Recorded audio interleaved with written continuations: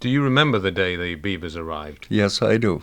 Was it a big day? Yes, yes, I can remember the two, we'll call them conservation officers. They were game wardens. One of them's name was Madashaw, and they brought them out there in a pickup in 2 tin boxes. And I can actually remember them packing these tin boxes up to the dam just up from where we lived a little ways, the dam we'd built, and dumping them into the water. I can remember that quite vividly. Had you ever seen a beaver before? No. What did you make of them? Well, I didn't think too much about it. But your father and your mother and you must have been quite excited that this moment had arrived. Yes, that was a big deal. And you watched them as they settled in? Yeah, oh yeah, they settled in quite naturally. This was their sanctuary. Was the only one around there, so they made use of it. And as they expanded, they had to move farther out and build their own dams in some cases.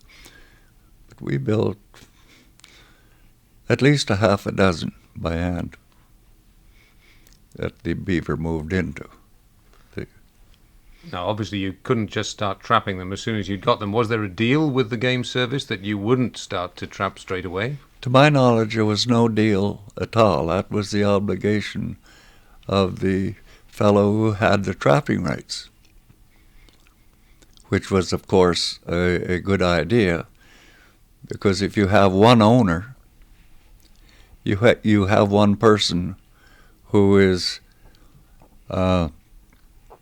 going to benefit from managing it properly, whereas if you just let anybody go ahead and do it, well, the guy who catches the last beaver wins. So how long was it before they really established themselves in the area? Well, they were pretty well established about a year or two before the end of the Second World War. And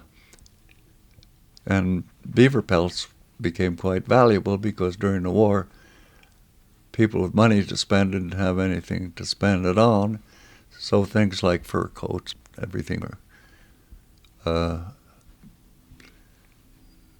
commanded a pretty good market. After the war, then there were new cars, various other things to spend money on, and the price of furs went down. So did your father really get the benefit of his beavers in a commercial sense? Well, we'll say 10% of it he did. His plan was to wait until he thought the beaver population was sufficient to trap them. Unfortunately, he waited a year too long. He waited till after the war was over. And when beaver pelts were going for about $100, the following year he was getting 10 or so. So it was a financial disaster.